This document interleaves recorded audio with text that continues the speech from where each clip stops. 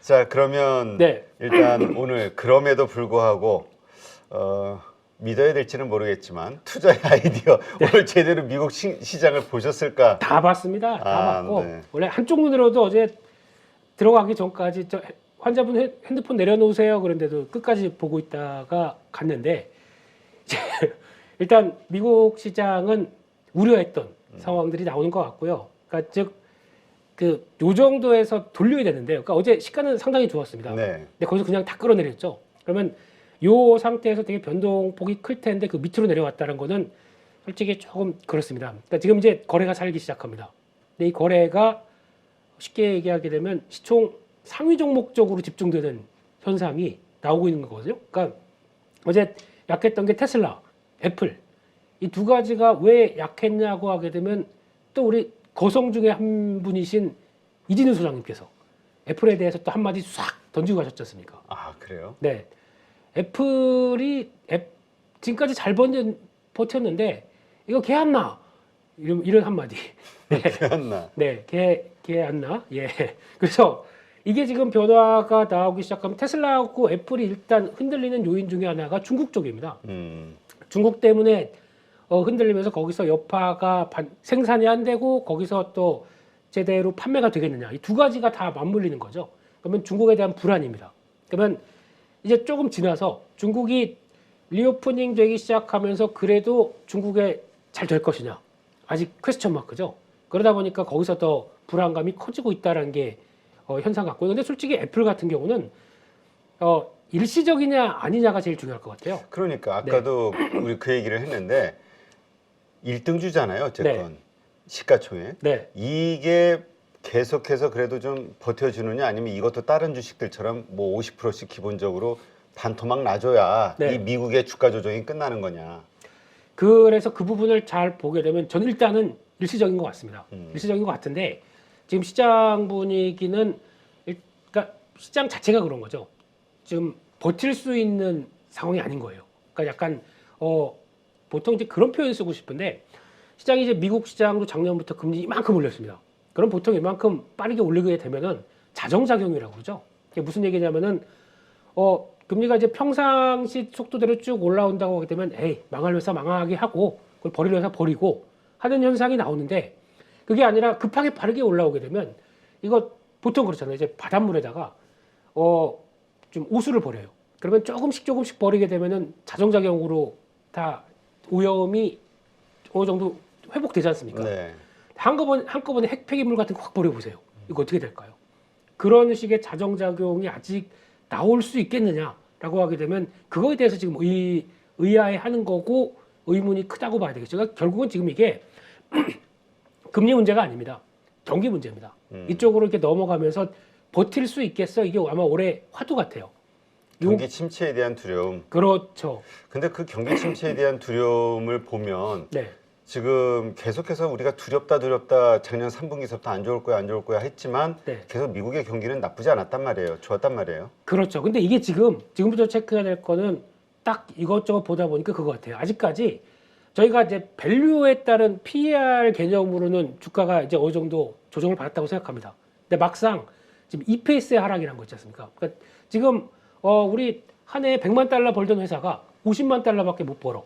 그러면 이거에 따라서 이게 축소가 되는데 그걸 가지고 미국 시장이 반영을 했느냐라고 하게 되면 아직 모르겠어요.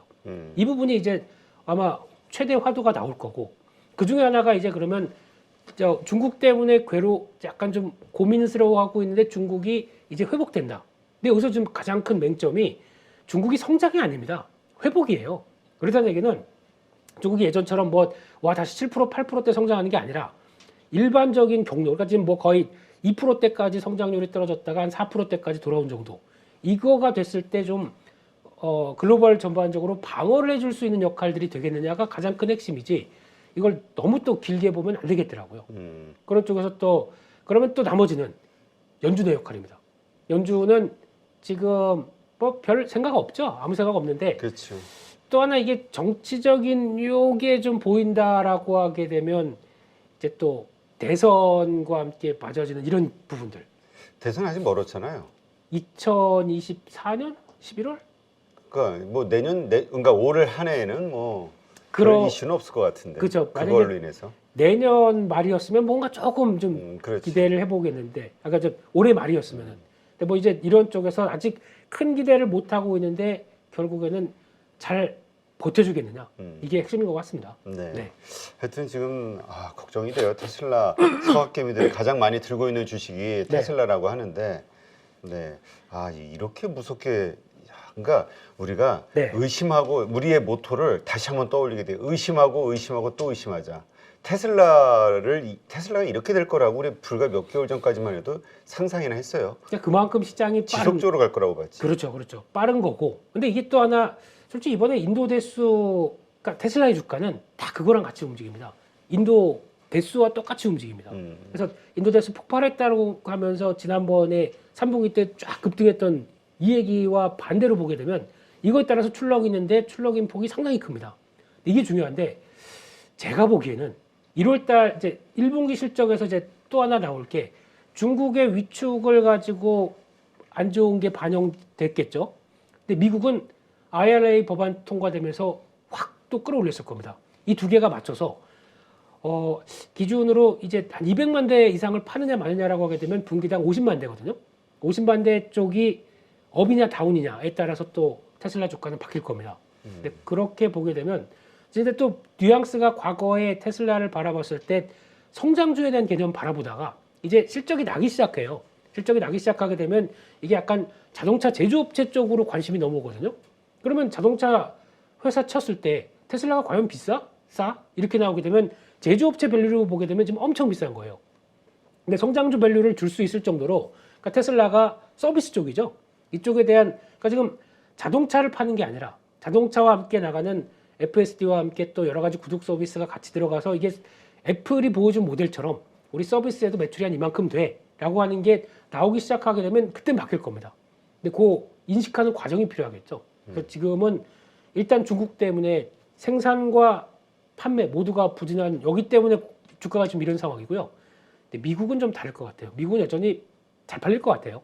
그러면 그쪽에서 1분기 딱 그것만 기억하시면 될 것 같습니다. 50만 대 넘어가느냐 마느냐.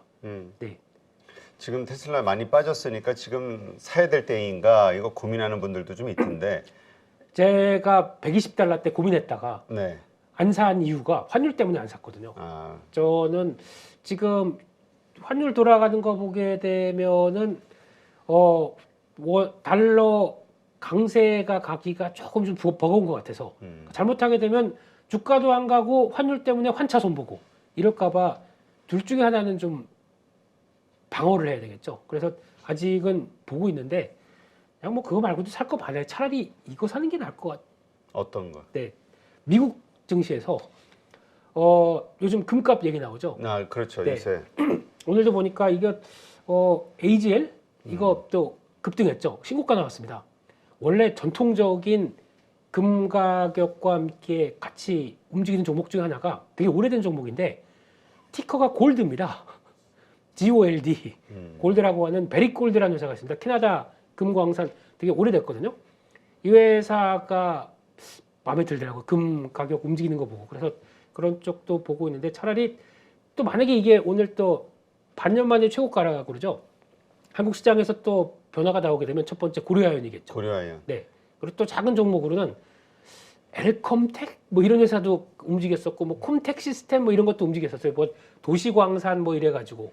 그 고려아연 같은 경우는 그 아연 이거 할 때 그 금 추출물이 좀 나오는 거 부산물로. 그거 얘기를 하는 거죠. 역시 우리 임 대표님 이렇게 잘생기셨는데 잠깐만요. 예, 잘생기신 거 맞습니다. 아니 눈이 상태가 안 좋을 때 잘생겼다 그러니까 기분이 좀 안 좋은데. 그러면 다음 주에 회복돼서 네, 회복됐을 때 얘기해줘요. 네, 자세히 보고 착즙의 입에서 나오는 말이 듣고 싶어. 자세히 정상적인 착즙에. 정상적으로요. 알겠습니다. 예. 그런 쪽도 혹시나 오늘 테마가 돌아가게 되면 갈 수 있기 때문에 살짝 좀 봐야 될 것 같고요. 근데 이렇게 되면은 금이 올해 좀 움직일 것 같아요. 그래서 그거 관련된 동향도 체크해야 될 것 같고 보니까 아까 또 데이터 센터 관련된 얘기 하셨었죠. 네네. 네. 이게 이 회사가 움직이는 어차피 데이터 센터 관련된 인프라는 계속 또 확충될 수밖에 없습니다. 그렇죠. 네. 우리나라도 마찬가지고요. 근데 왜 이 종목 못 가느냐라고 몇 번 말씀드렸던 게 KINX거든요. 이게 최근 들어서 주가 보면은 지금 이거 맞죠? 주가가 이제 서서히 올라오고 있습니다. 올라오면서 거의 인프라 그 IDC에서는 우리나라의 거의 강자거든요. 이런 쪽에서 서서히 움직이는데 하나 불안한 거는 좀 외국인들은 계속 사요. 계속 사면서 나오는데 거래가 많이 안 됩니다. 이 5만 원대 치고는 15,000주밖에 안 되니까 이런 거 좀 주의해야 되실 것 같고 제 개인적으로는 또 대한광통신 이것도 같이 영향을 끼칠 수밖에 없는 종목이기 때문에 한번 또 흔들리게 되면 이런 것도 봐야 되지 않나 하는 생각 들고 있습니다. 미국 시장 쪽에서는 딱 이성우 이사 보내준 거와 함께 제 점수는 이렇습니다. 7,000점. 네. 10만 점 만점에 7,000점. 네, 그렇습니다. 뭐 아니에요. 예. 7,000점 만점에 7,000점. 그냥 뭐 네. 뭐 환자한테 무슨 말을 못 해드리겠어요. 그렇죠. 그렇죠. 격려를 해드려야지. 감사합니다. 예. 그래서 당신이 최고. 네, 갑자기 좀 당황스럽네요. 오늘 리액션이 대표님 리액션이 조금 그래서요. 네. 그래서 아이고 이게 어디 갔지? 네, 그래서 이게 저기 우리 PD 옆에서 좀 도와드려. 됐습니다. 예. 그래서 한국 증시는 어제도 보니까 수술 전에 급락했다가 네. 하고 나오니까 또 확 돌렸더라고요. 근데 이런 현상이 요때 비슷하게 나오지 않느냐라는 생각도 드는데 제가 보기에는 어제는 아직 시장의 매물화 관련된 부분들이 끝나지 않은 겁니다. 그래서 아마 오늘도 장중에 밀렸다가는 계속 돌리려고 시도를 할 텐데 지금 수급 동향이 완벽한가요?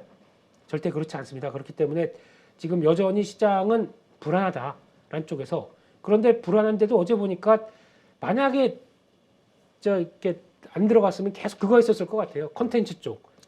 어제 제가 미스터 블루 분석하면서 갑자기 이렇게 실적 잘 나온 줄 몰랐어요. 저는 그냥 워낙 나오겠어 했는데 그렇게 나온 거 보고 이거 괜찮다고 말씀드렸던 게 아마 변화가 나오기 시작하게 되면 이것도 좀 그러지 않나라는 생각 쪽에서 지금은 섹터가 아니라 시장이 아니라 섹터 쪽에서 뭔가 활력소가 계속 들어가고 있다는 거. 요게 좀 눈길이 가고 있습니다.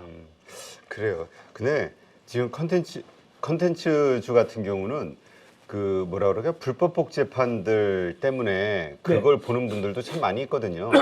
예, 그게 이제 결국 매출에 큰 영향을 주는데 요즘은 예전에는 그 돈 내고 보기가 참 아까웠었던 저부터도 좀 그랬던 것 같아요. 네. 근데 그냥 하다 보니까 그냥 편하게 결제하고 그렇죠. 쉽게 보는 이런 생각이 들거든요. 저부터 늘어나고 있으니까 결제액이. 그렇죠. 이게 아마 사람들의 심리일 것 같아요. 편하게. 맞습니다. 그게 아마 웹소설 웹툰에 관련된 새로운 변화와 지평이 아닌가 생각이 드는데 더 중요한 거는 이게 계속 확장되고 있잖아요. 그래서 어제 보니까 미스터 블루 같은 경우도 일단 비싸지 않다란 쪽에서 얘기가 들어가고 있고 어제 좀 조심하자 싶었는데 더 가네요.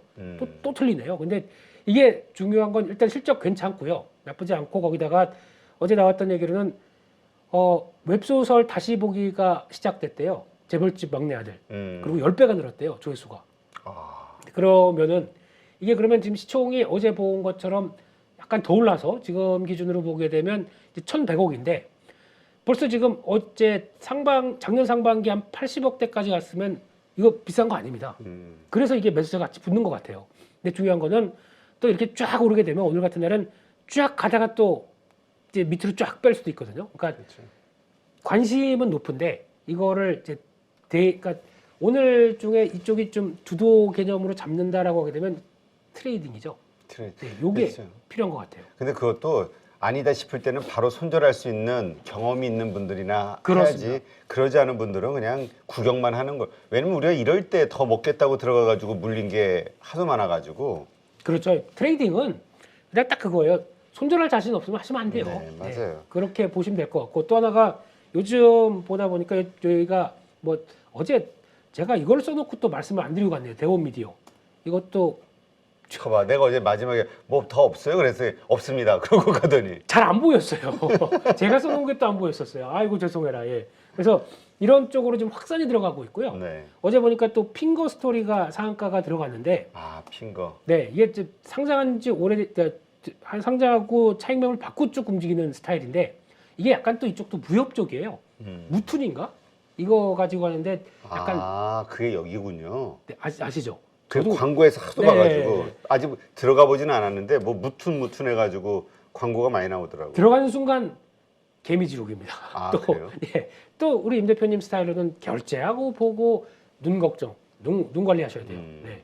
그래서 이런 거 봤을 때도 근데 이게 지금 이거는 솔직히 제가 뭐라고 말씀을 못 드리는 게 실적이 생각보다 아직은 가시성이 좀 없어요. 그래서 또 상장한 지 얼마 안 돼서 그래서 이런 거 말고 오히려 보니까 또 키다리 스튜디오가 좀 덜 갔더라고요. 다 요 위쪽인데, 그러니까 DNC 미디어도 지금 DNC 미디어는 어제 나온 리포트 하나 좀 그 한쪽 눈 가지고 하나 증권을 리포트를 보다 보니까 어지럽더라고요. 근데 결국에는 DNC 미디어가 올해 영업이익이 한 200~300억까지 나온다고 얘기를 하고 있거든요. 그러면은 지금 작년에 한 150억, 그러니까 성장세가 이제 분기 연간 기준으로 보게 되면 작년에 위축됐다가 올해 200억대, 300억대까지 나오게 되면 레벨업이 확 되는 거죠. 나 혼자만 레벨업. 이 IP지 않습니까? 그 내년 또 올해 1분기 중에 나 혼자만 레벨업 어라이즈 이 게임이 나옵니다. 이게 그 만약에 제 개인적으로는 요 캐릭터 잘 살렸으면은 게임 성공할 것 같아요. 그렇죠. 네. 저 조회수가 상당히 많은 걸로 제가 기억이 되는데. 그렇습니다. 그래서 이거 요게 나오기 시작하게 되면 이거 부각받을 수 있습니다. 근데 일단 이런 패턴 보고 와 쫓아가야 돼 하기에는 좀 그렇죠. 그래서 이 회사가 지금 현재 시총이 3천억이에요. 3천억 되면은 또 그렇게 안 비싸다는 거. 그게 올해 실적 대비해선. 그러다 보니까 매수는 계속 붙을 수 있습니다. 근데 이게 보통 보면은 저희가 이제 분봉으로 봤을 때 이런 것도 가끔 말씀드려야 되겠죠.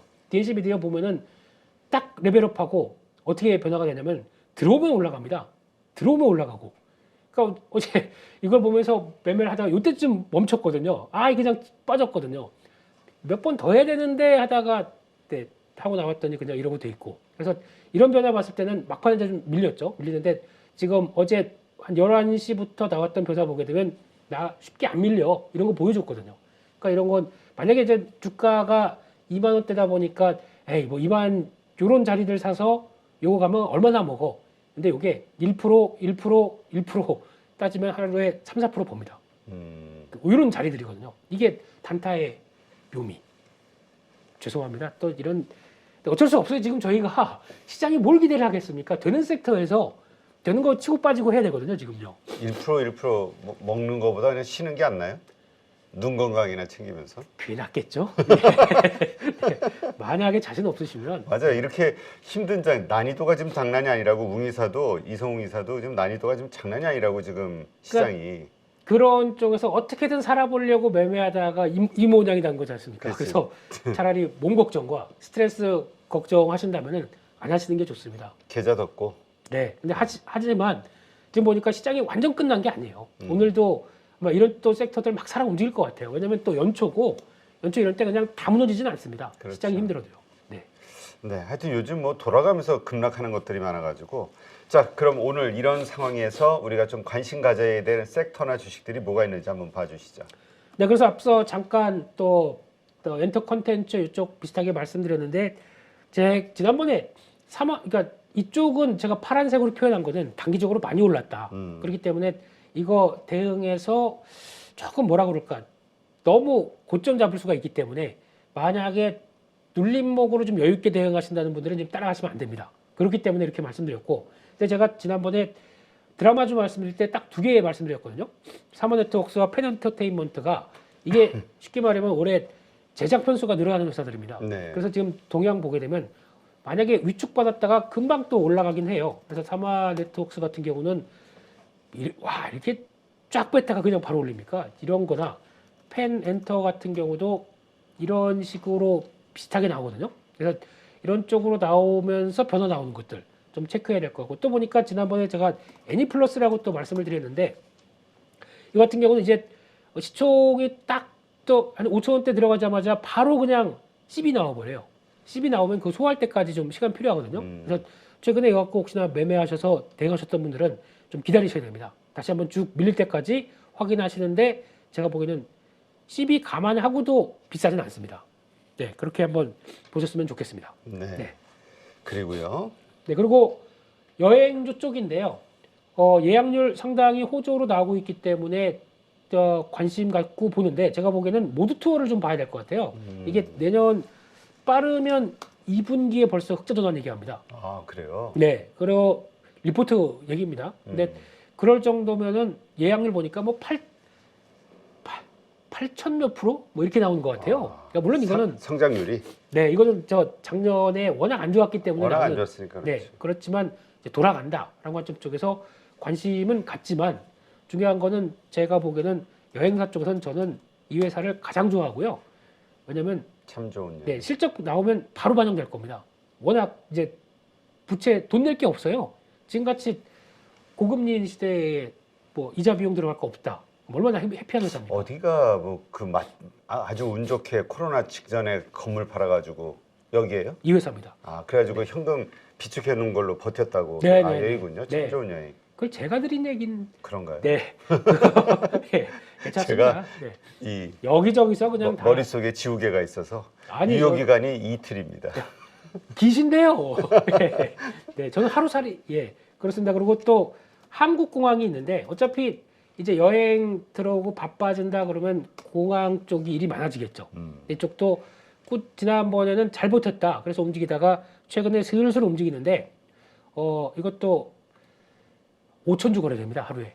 그런데 약간 제 패턴은 우상 쪽으로 갇힐 때가 됐다라는 쪽으로 바라보고 있고요. 마지막으로 반도체 쪽인데 이쪽은 얘기가 좀 오래 걸릴 것 같지만 지금 중요한 거는 반도체 세액공제에서 정부도 이제 얘기를 해주기 시작을 하죠. 그래서 이런 거 봤을 때는 투자 유인인데 아직까지 재고 부담 때문에 또 갈팡질팡하고 있죠. 근데 이거는 재고 떠는 뉴스가 나와야 본격적으로 움직이 나오기 때문에 지금은 일단 바닥을 향해 가고 있다라는 정도로 좀 살살 대응하셨으면 좋겠고요. 분할 매수. 네. 어차피 안 좋은 때 사는 건 맞으니까요. 그렇죠. 근데 저는 개인적으로 EUV가 탑픽이다. 이 정도입니다. 이상입니다. 그 밑에는 뭐예요? 기관 외국인 수급 아, 종목? 이거는 두산하고 삼성 저희 정도인데 로봇주에 대한 기대감인가요? 투사는? 네, 그쪽인데 아직 전혀 반영이 안 됐더라고요, 보니까. 그래서 지금 최근 들어서 외국인들 쪽하고 수급은 나쁘지 않은데 지금 한번 확 밀렸다가 다시 돌아가려고 하는데 중요한 거는 혹시 갖고 계신 분들이라고 하게 되면 요거 잘 보시죠. 한 83,000원대 안착 못하면 팔아야 됩니다. 이게 시도는 들어올 것 같아요. 시도 들어오는데 여기서 안착하고 다음으로 보여줘야 되거든요. 근데 이게 지금 저항으로 나와 있기 때문에 이거 안착 못하면 정리를 해야 될 걸로 봐야 될 것 같고요. 지금 삼성전자에 이번에 투자한 거 있잖아요. 레인보우에. 예. 이것이 뉴스에 팔아라가 될 것이냐 아니면 이것이 모멘텀으로 돼서 로봇주의 어떤 테마 어떤 형성이 되는 것이냐. 저는 개인적으로 단기 이슈라고 생각합니다. 그러니까 오히려 이때 팔아야지 살 때는 아니다. 네, 삼성전자가 지분 투자하는 건 앞으로 사업을 같이 하겠다는 의미입니다. 장기적으로는 좋거든요. 삼성전자의 지분 투자하는 회사 지금 주가들 보세요. 작년 뭐 2019년부터 SNS텍도 그렇고 뭐 FST 또 LOT 베큐um 이런 회사들 쭉 보게 되면 그때 그 뉴스 보고 받으면서 지분 5% 이상 갖고 있어 빡 하고 올라갔다가 그 다음에는 다 줄줄 다 빠졌습니다. 그러니까 이번에 신규는 너무 무리하지 마시고 팔자리 한번 보시고 그 다음에 또 대응하셔도 될 것 같습니다. 네, 알겠습니다.